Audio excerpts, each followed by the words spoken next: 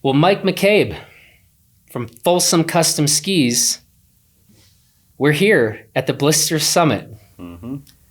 We've actually just kind of officially wrapped up the summit, and we, I don't want to say saved the best for last or anything, but I have been looking forward to this conversation for, about a week now, and we're here. And this is really cool.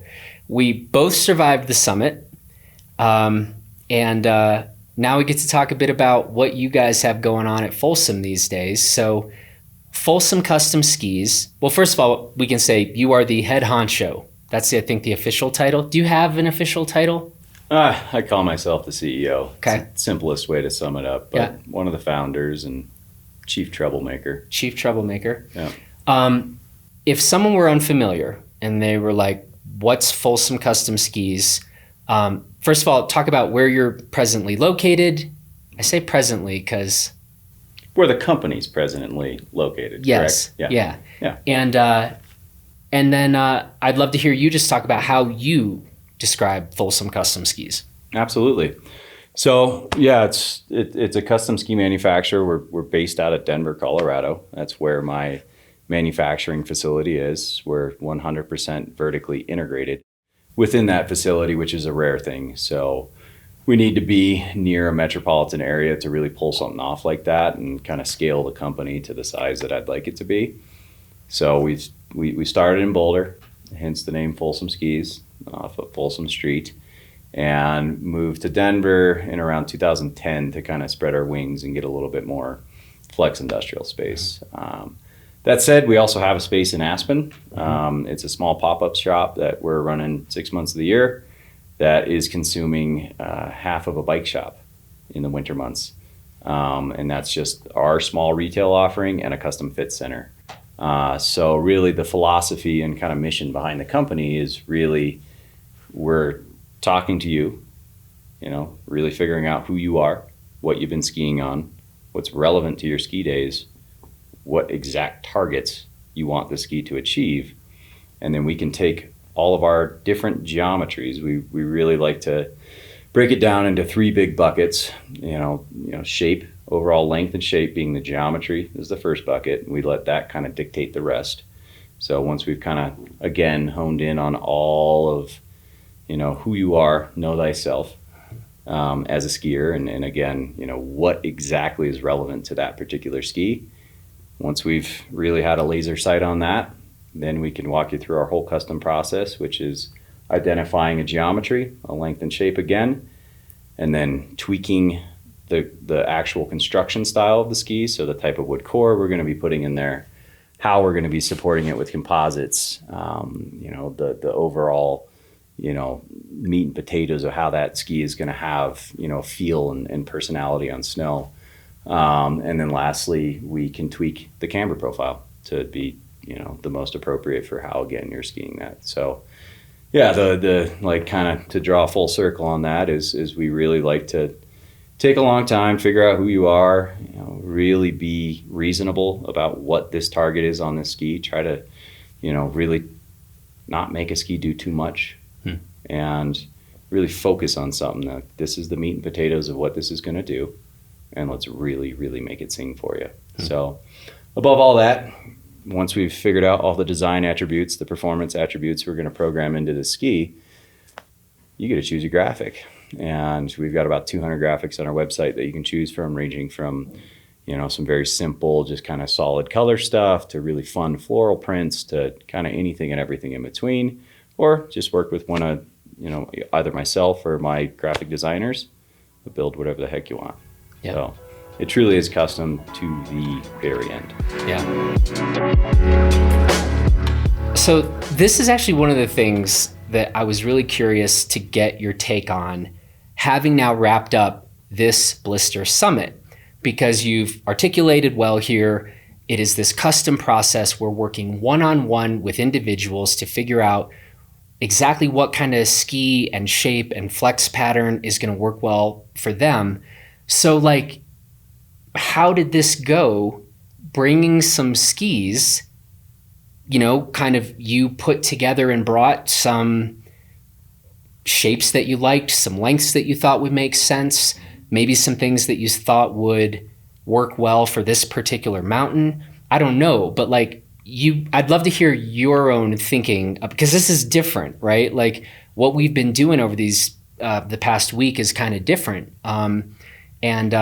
So I just am curious, as a custom manufacturer, how this kind of went for you, and was anything surprising about it, or were you like, I don't know, were the reactions or feedback that you were getting from participants here, were you like, yeah, that's pretty much what I expected? It's a great question, and this is definitely going to be a bit of a long-winded answer, but I think I'm super curious, so you take your time. I think you appreciate that.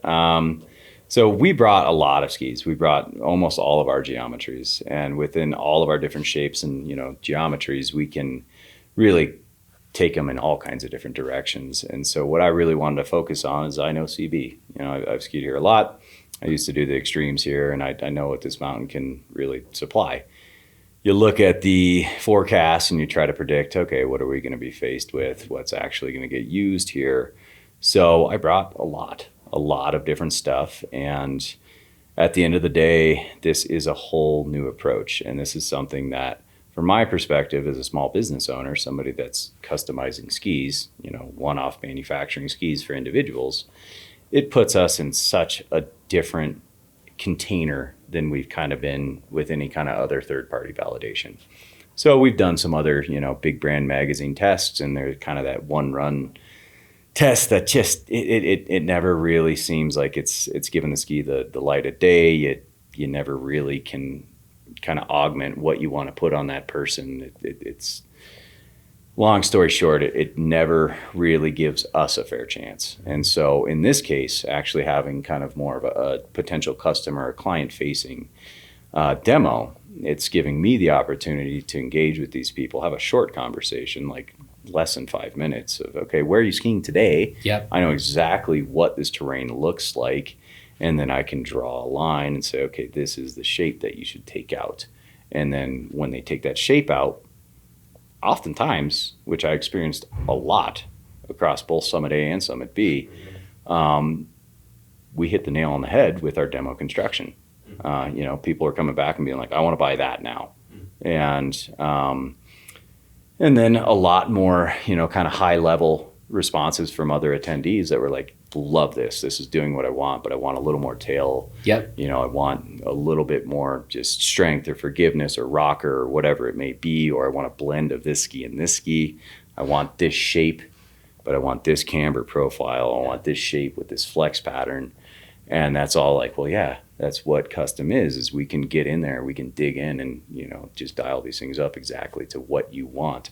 So overwhelmingly, I was just so excited and kind of dumbfounded to see all of these attendees, you know, draw full circle and keep coming back to me and being like, that's the one that's speaking to me. Mm-hmm. But I want to kind of do this to it. Mm-hmm. Or that's the one and I want it now. Don't touch it. Leave it. Yeah. And so let's say some of the big surprises that I saw were honestly specifically to my Spar Turbo.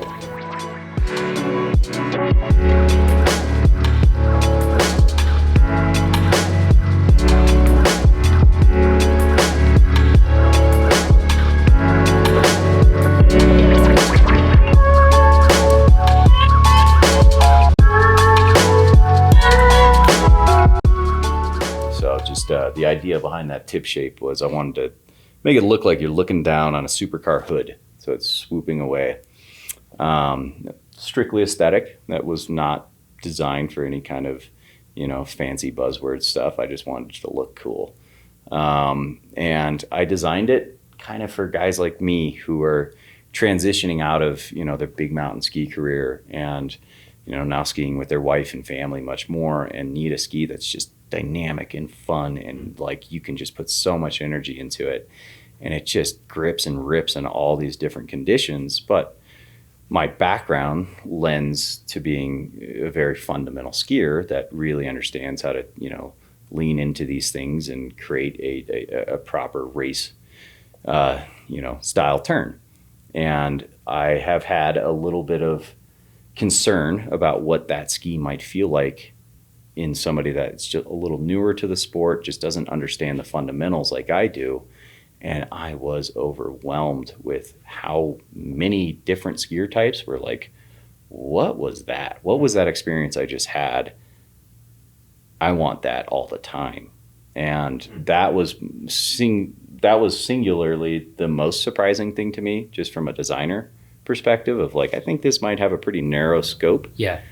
And like here's the weird ski. Right. I'll bring it. Yeah, here's a wild one. You brought a couple weird skis. I always bring weird skis. I like, custom, you need to show, like, look at these weird things I can do. Yeah. And this one, like, I did a whole, suite. I brought a 83, a 73, and a 63 just to kind of cover the whole thing. And I was just simply surprised at everybody coming back on that, which is the biggest grin on their face. Secondarily, the probably the second biggest surprise to me was this big red ski. Yeah. The Cash 106. Yeah. I think it's fair to probably call that the most surprising ski of the summit. Yep. Summit A and B. Yep. And we'll talk about this for a second. Before we go there, though, I want to, let's not move off the other ski yet that we've been talking about. Like, looking at that thing, I'm just like, that is so strange and weird. And I heard Luke talking about, our managing editor, Luke Kappa, was skiing the Spark, it's Spark Turbo. Spark Turbo, yep. He was skiing that down headwall. And like, as I just am taking a look at it, is like, I'm not sure I'd want to be leaving groomers on that thing. And is that more how you were thinking of that ski, as a like dedicated on-piste ski? Correct. But I was hearing people talk, we'd be like, what did you ski today? What were you on? People were seemingly not listening to you when you were like, here's kind of our fun time piste ski. What was happening here? It's the appeal and the mystique of this mountain is you just see the extremes up there and you kind of get drawn to them. So no matter what's on your feet, you're going to wind up there. Somebody is going to... You're going to wind up there. Yeah. So it's what happens. And, I personally have kind of been dealing with some major injuries, and I didn't get a ton of time on this ski before I really kind of finished the design suite and brought it to market, which is rare. It's just I've had back-to-back injuries and a really major one with my knee, and it took me some time to get back from it, and I'm just now feeling strong. And from, just looking at it on paper, it doesn't seem like it would work well in steep terrain. It's got tons of side cut. It's got a super wide tip. It's very lightly rockered, got quite a bit of camber on it. It's really intended to be a kind of dynamic, fun carving ski. But with the way that I designed the tips and tails of this ski, which I do in a lot of my line, the Spar 88, which is to the right of it, same thing. I'll take out a little bit of excess side cut in the tip and tail and give that ski a little bit more of a subtle entrance to its turn, so that the driver has a better idea of, okay, I want to make like, a 15 meter radius or 20 meter radius, depending on the pressure I want to put into this thing. But that said, I didn't anticipate it to ski damp and clean on really steep chalk, which you have a ton of here. Mm-hmm. I thought the thing would be kind of rebounding and feeling that side cut and, wiggling around, and just the fluidness of the way this thing moved through the snow honestly surprised me. I really wasn't anticipating it. I wasn't marketing like that. And it was an eye-opener for me of like, okay, I thought this would do okay, and it did way better than I thought. So resoundingly, like, just blown away at how well that ski did. And to be clear, I'm not trying to like talk up the versatility of that ski. It just was, we're just reporting on some of the feedback we were getting, because I am on record about talking up the versatility of that Spar 88 sitting next to it. And if everything you had just said if we were just talking about the Spar 88, I would have been like, yep, that all checks out. So I haven't been on that Spar Turbo yet because I was a little afraid, I think.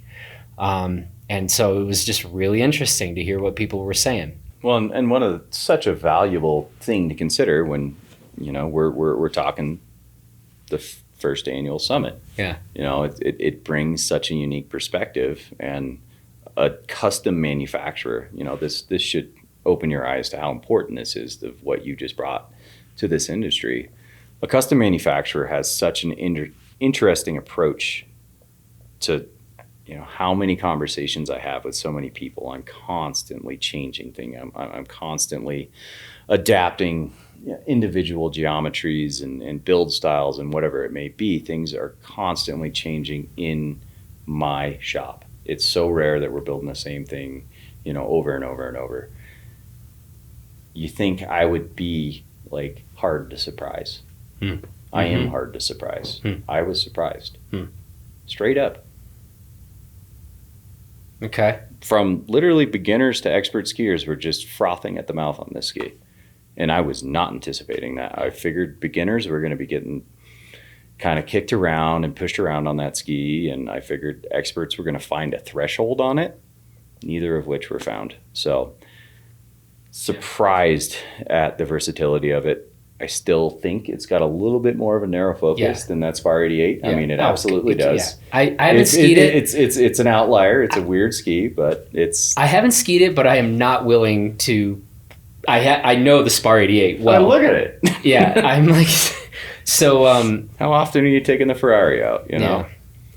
Well, okay. Well, let's talk about now. We've just been talking about how surprising that Spar Turbo was in terms of the feedback and responses at the summit. But I cut you off and made you come back to the Spar Turbo. We were talking about how surprising this Cash 106. And so I want to have us talk a bit about this shape.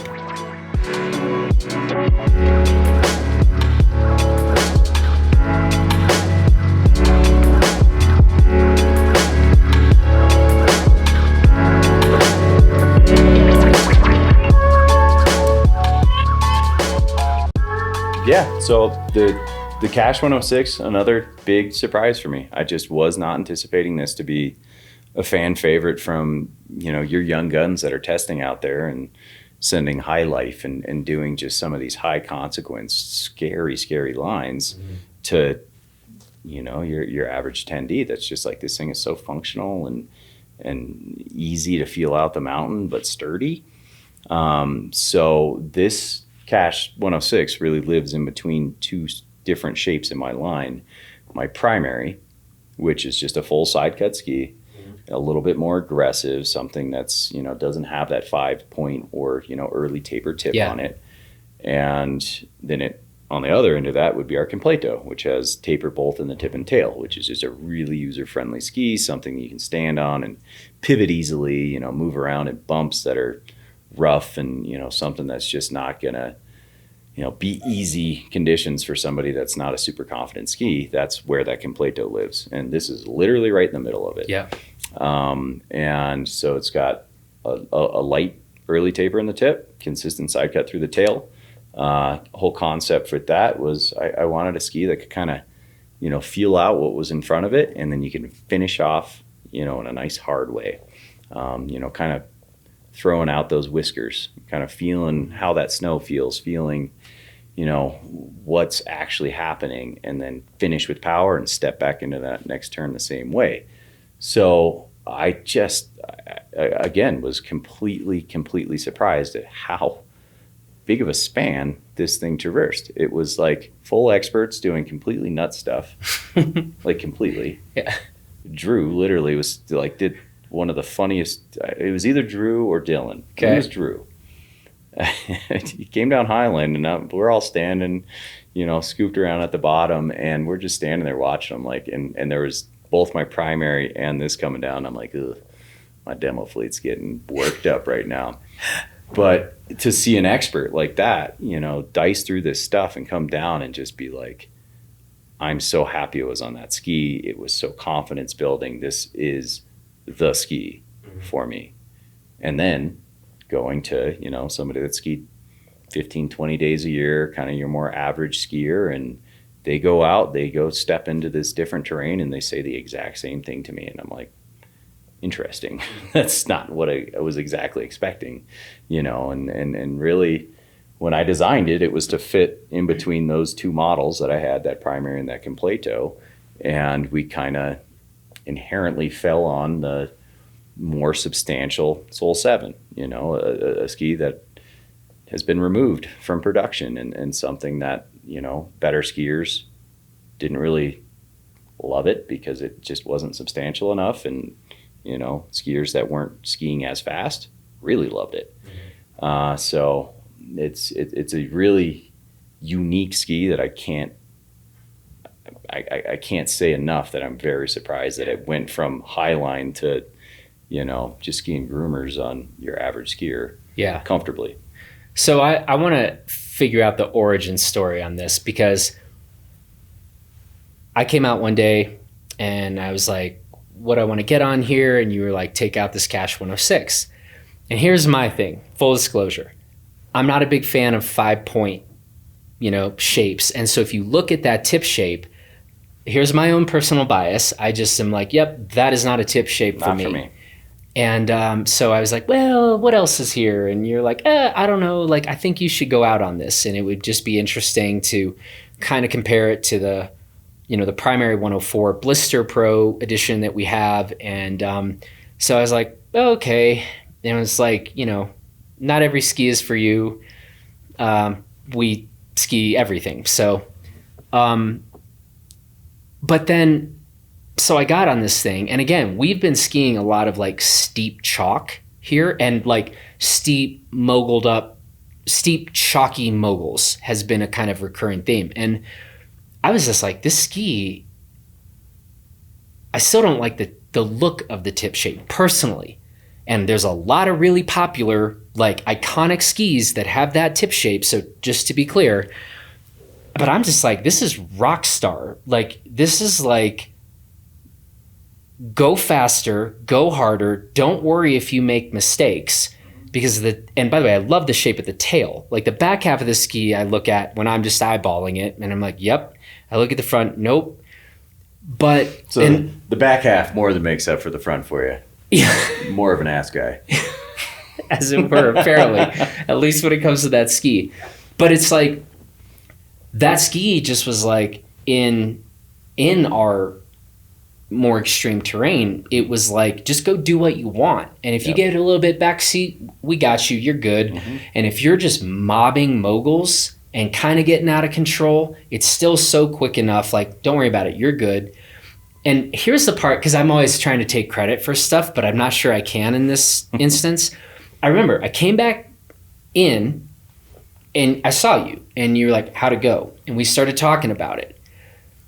And I said to you, another conversation we've had this week with Rosignol. We talked a long time in this video series with them, a long time detailing their thought process of killing off the 7 series. Mm-hmm. And it's a really interesting conversation. And we really got into like the behind the scenes decision-making process on this. Right. And I came back into, as you and I were talking, I was like describing what the ski was doing, and like a really supportive tail, but this really quick front that didn't feel overly twitchy to me. And I was like, wait a second, it's kind of like it's a more supportive Sol 7. And I hadn't thought about that the whole time I was skiing, just like as you and I were talking. So am I the first person to say this, or was this already on your radar? That was my roundabout way to get to my question. You drew a big circle, but I got there. You closed it up. You're the first one to really say it as clearly as that, for sure. So I, being a custom ski manufacturer, have to constantly look at like, what's the most successful skis out there? Yeah. What's everybody standing on?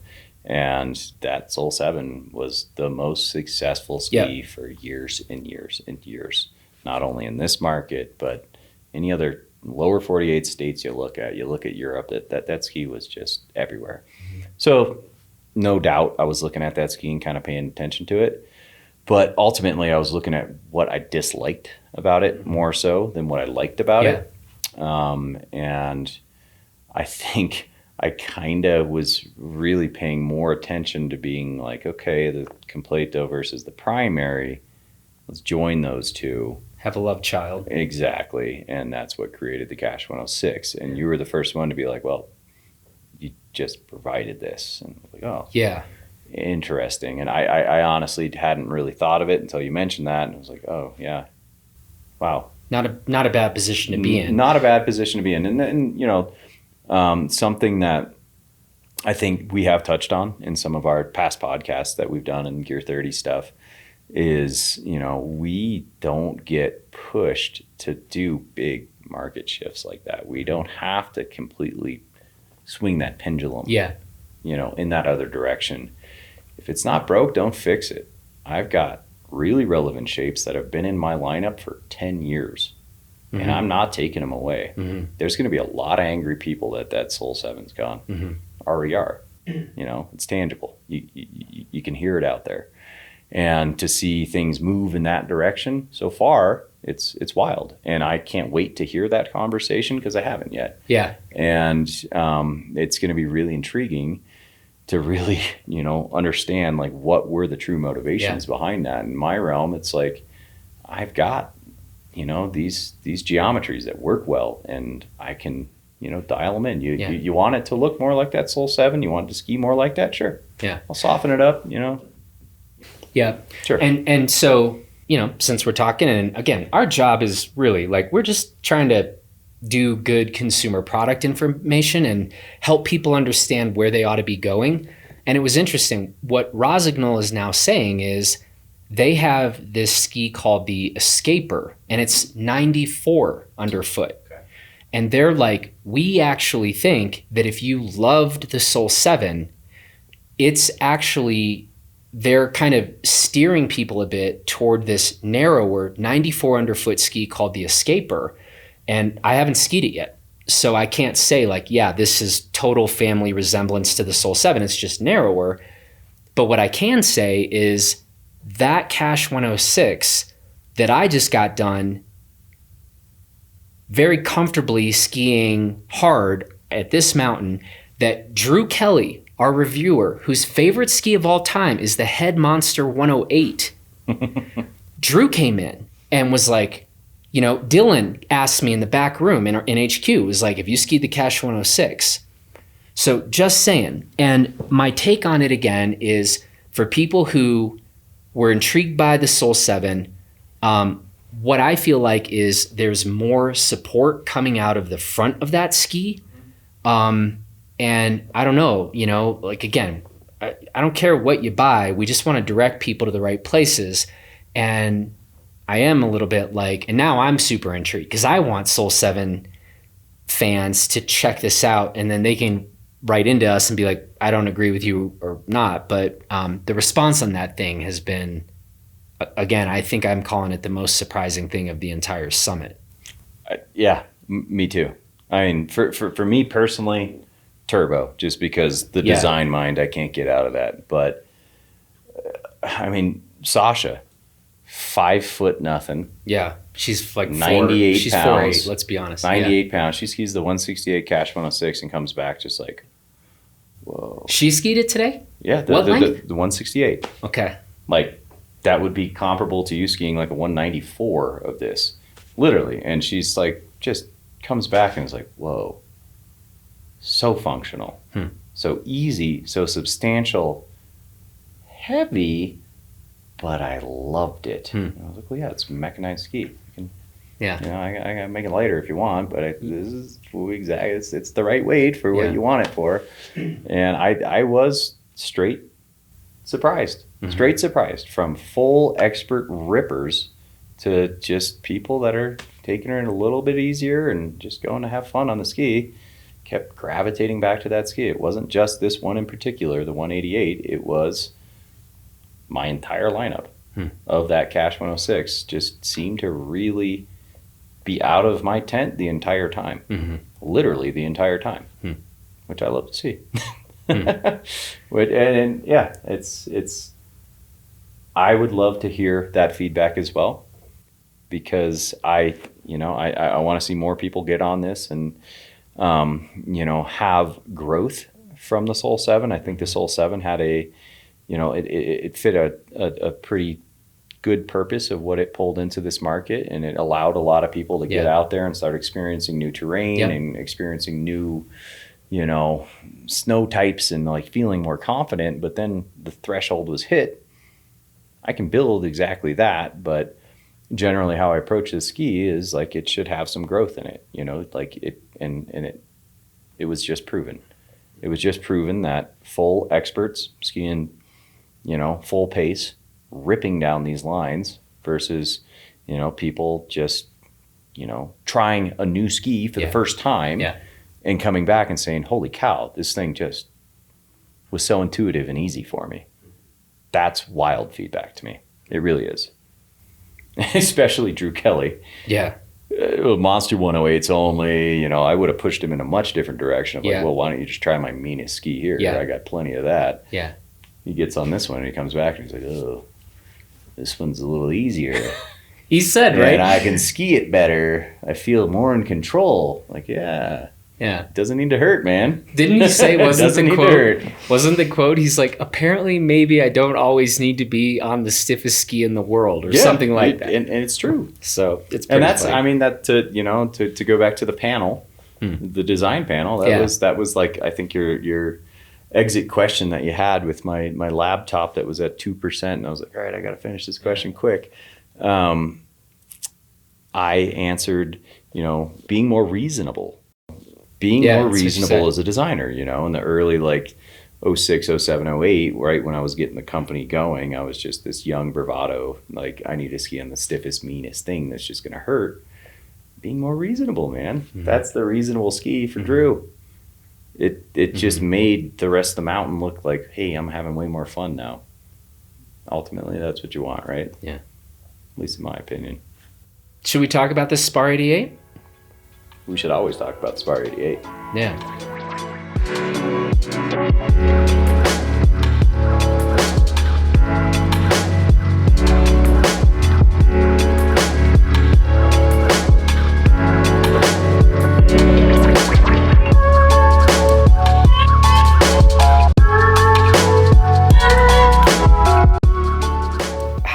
When did you start making a shape like that? Has that been around for a while, or is that a more recent thing? So I had a ski called the Blue Note Carve that dates all the way back to 2009. Okay. And the Spar 88 was its replacement. So what really changed that Blue Note Carve was it was just a full camber, side cut all the way to the edge with a really harsh transition out of the tip and tail.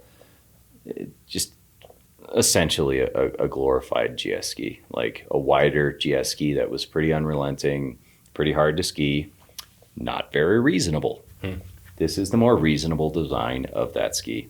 An 88 underfoot ski that has 17 meter radius in the big one, the longer length, 15 meter radius in the mid length, and a 13 meter radius in the shorter length. And then the way that I designed the tips and tails and generally pair a directional rocker profile in that just makes the ski more accessible to more things.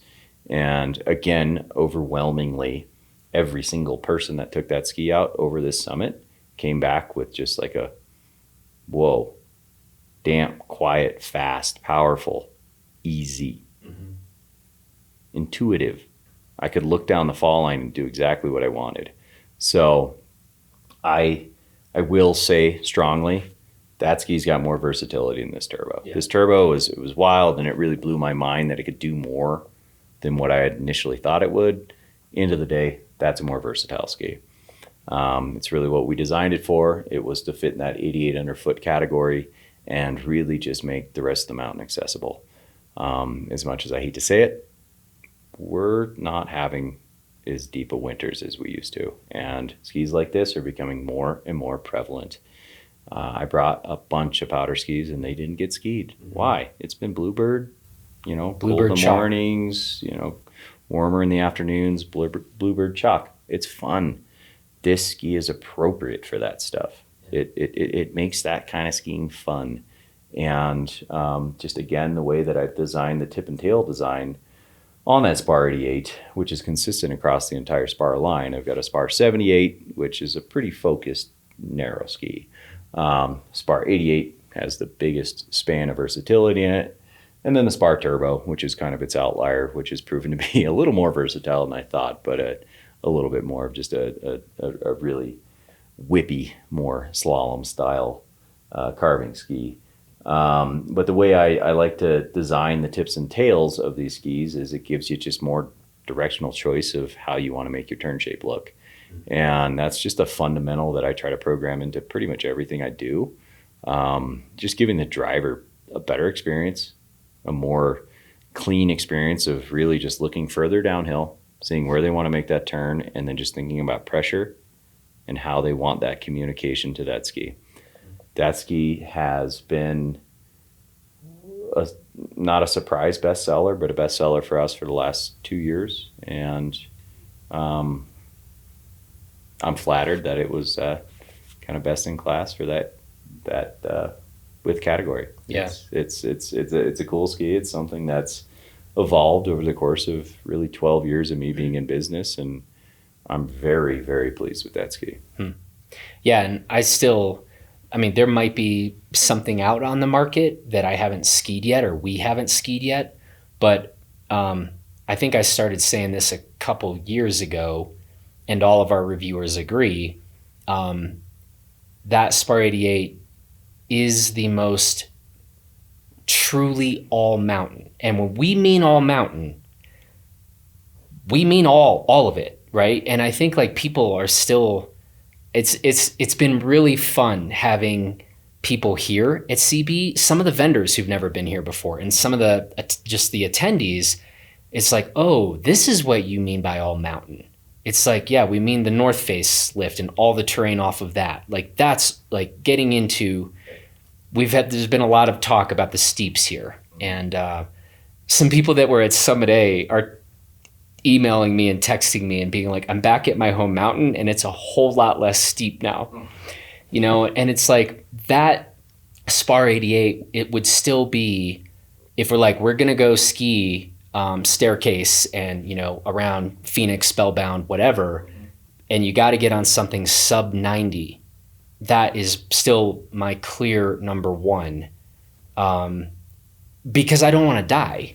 Yeah. Right? I just don't want to die. Yeah. And that ski has that kind of all mountain versatility in a way that I just haven't come across. There's a lot of other really good 88 millimeter wide skis that are powerful carvers and super fun doing that. But when it comes to like nerve-wracking steeps, that's still a ski that does feel comfortable there. And that's all I want when it's like, yeah, don't blow that turn or things are gonna go real bad for you right now. Right. So interesting. I mean, it's and that's what we've said about it. Like that's the kind of, if that's of interest to you, that's something that it's certainly consistent with the way that you guys put it out there, which I love that. I mean, I love that you guys really made me look at it like that, because it was my target. I've got a lot of, kind of conflicting ways on how I want to market things. It's complex when you're a custom ski manufacturer. Mm-hmm. So it's hard to sit down, talk with your team and say, okay, how are we going to put this out there? How are we going to roll this out? It's not just this, but you're helping. You're helping. And that ski is wildly versatile. And, people now from Summit A that are back to wherever they're at now and realizing, oh man, my mountain's not CB. That's a huge part of the custom fit conversation of be reasonable with yourself. Know thyself, literally. Know where you're going to ski this thing. Mm-hmm. Are you going to travel with it? Mm-hmm. We'll talk about that. Where are you going to go? Mm-hmm. Who are you skiing with? Yeah. It's just personally something that really kind of spoke to me and woke me up a little bit was I used to be a competitor. I used to be, just this insane skier. And I've again, I don't want to sound like this broken record. I've dealt with a lot of really bad injuries. Yeah. And you have to ultimately fall into this mindset of like longevity counts. I want to do this for a very long time, and I don't want to just continue to go down that path. So how can I kind of navigate around this? And the people I ski with augment my frame of mind so quickly. You know, I got into this group of good skiers, you know, Matt Sturbin, Eric Friesen, like these guys that are ripping skiers that normally Healthy Mike has no problem just, you know, following them. Like, yeah, sure. Drew Kelly, you know, it was, you know, these big days. And normally I'm like, yeah, sure, I'm in. But I had to be reasonable with myself, and I was standing on a more reasonable ski. And that's a big thing to consider in kind of, you know, your buying habits. Really think about how you're skiing, who you're skiing with, where you're skiing. Yeah. Well, you're going to ski CB 2 days a year, but overwhelmingly, yeah, you're skiing at Brundage for 28 days. Yeah. Buy a ski for that. or are you skiing 2 days with your college buddies or something, but 50 days with your kids? Right. Big deal. And these are conversations I have, and one of the many reasons why I feel strongly that I just kind of have a bit of a leg up on a lot of different companies out there is I can just like have a pretty simple disarmed conversation of where are you actually using this? Yeah. Let's not have the bravado and say, oh yeah, I want to have a ski that's going to go rip AK lines and do this. Well, yeah, sure. Are you going to do that? Yeah. How often? When? Twice? You really want to ski just for that? Or do you want this? So it's just, you know, all the more reason that what you're bringing to the table on these tests is just so valuable. It's so valuable to me. It's so valuable to bigger brands as well, to really be able to kind of, I would guess, kind of hone in on their total production numbers on what they're doing. You know, a really giant ski in a large company, kind of shrink that down, be a little more reasonable with it. Like, maybe we only need 4,000 of these, not 28,000 of them. You know, it's a unique thing that I think is going to benefit all of us. Well, hey man, this has been really fun.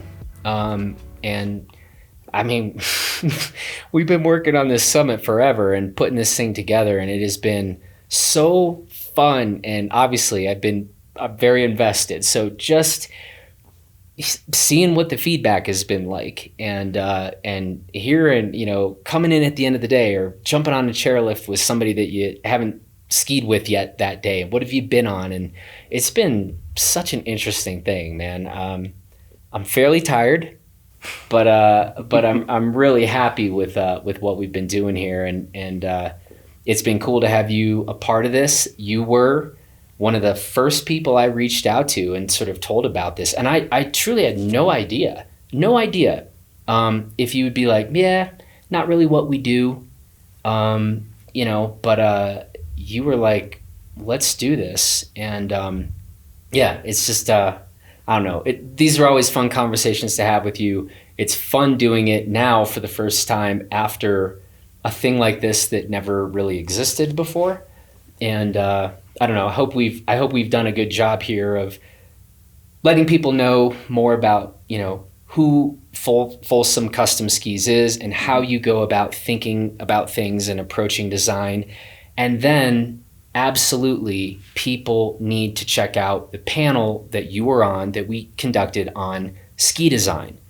And it was you and 3 other folks. And I think I'm really proud of that conversation. I think that was a really cool thing. And so if somebody is listening to this and wants to hear Mike talk even more specifically about trends in the industry right now, or Folsom's approach to design, 100% check out this Blister Summit panel we did on ski design. And yeah, I thought you did a really nice job. I really liked everybody's perspective in that. And you know, yeah, I mean, kind of comes back, like, this was a big part of doing this summit. We wanted to just kind of elevate the conversation around new products, around trends in the industry, talk to the people doing it, and get their, you know, let's hear it from them about what, you know, how each of you are thinking about these things. And I do kind of feel like mission accomplished.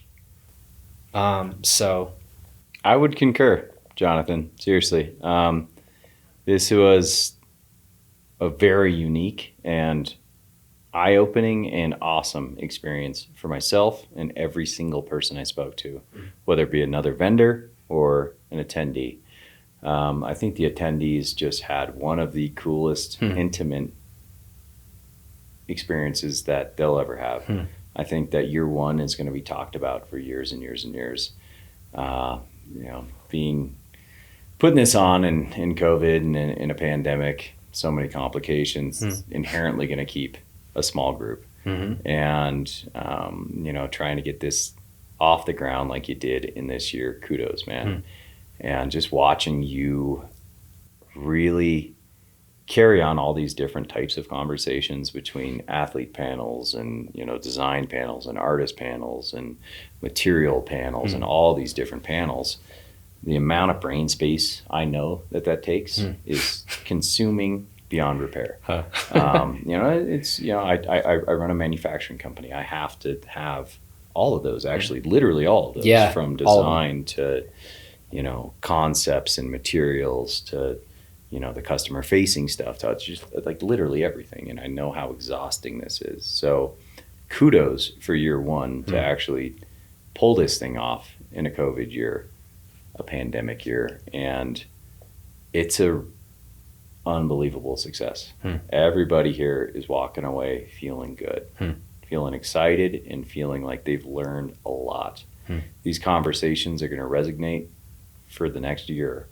People are going to listen to this. This is going to grow. I believe that. Yeah. And this digital, footprint is huge. And this is one of the most important things that this industry has ever seen. And it's needed it. So seriously, I said this at the end of my design panel. I always like to get the last word if you haven't noticed. But kudos, man. Like, we appreciate this. Keep pushing it forward. Get a little more sleep, man. It's tough. I know it's a pain in the ass when you're carrying all this stuff. There's so much burden, but get some sleep. Delegate some stuff. Let's get Luke in here. We might. Year two might be seeing more Luke in this chair. Yeah. I mean, it's just the nature of the beast. You grow this thing, and you gotta kind of start delegating a little more. But seriously, man, I've seen how much effort has gone into this in every direction, and I can't even imagine the protocol conversations you've had to have. So good conversation. Yeah. Thanks for having me. Thanks for, really taking what I do seriously. Yeah. And, from a vendor perspective, I really feel like this was the most well-placed piece of my time across this entire season. It's a long time. It's something that Matt Sturbins and I, who have been we're crusty veterans, man. We've been doing this for 20 years. We haven't had an 8-day test ever. We've never had that. And I feel strongly that this was the most valuable use of my time, specifically to a test. Seriously. I'm not blowing smoke. So, hey, man, I tip my hat. Well, we appreciate that a lot. And I like what you just said. We're both people that probably often get the last word. So this is the last thing I'm going to say, I promise. I like what you just said, though, about I appreciate people taking seriously what you do. And that's kind of been my thing with Blister from the jump. It was like, there's people, I know there are people working hard on these products and tweaking and refining and trying to get these things better. And I was like, why can't we give them more of an opportunity to articulate exactly what they're trying to do? And, it's been our belief from day one that passionate skiers want to know, what is that thing? And what's that other thing? And why should I get that as opposed to some other thing? And, it's kind of been part of the, idea for Blister literally from day one. But man, I'm real excited and proud of the next evolution of what we're doing at Blister with this summit and providing these opportunities and just letting some of the best in the world in these different areas share their perspective and experience about what's going on. And so I again, keeping with that mission of, I said this earlier in the conversation, we're really just trying to get better product information, better design information out there to the world. And I think I think you guys on these different panels have done a really nice job to kind of push that all forward. And so, I am tired, but I am psyched right now. So pat yourself on the back, man. I mean, put me in a conversation with, two companies that are really more in a market trend position rather than a tangible product position. That was a fun conversation, man. I've learned more here in 8 days that I've learned looking at any other kind of market research for 4 years. Straight up, man. Seriously. And I think it's reciprocal. These guys got to have the same feeling. They're like, oh, better pay attention to the small guy because they're kind of good. At least I hope. Hey, man, I should let you get going. As you've told everybody, we've kept you for 8 days. Normally, at the end of a podcast, I'm like, sorry, I've kept you for an hour and a half or whatever. It's been 8 days. So I want to let you get back home to your family, get back building skis in your shop. But really appreciate you coming through and being a part of this thing, and hope we've done a good job of giving people a pretty good sense of what y'all are about and what you're doing. So can't wait for next year, my man. Me too. So we'll hope to see you sooner, but I know at least we'll catch you in a year. Absolutely. All right, man. Cheers, Jonathan.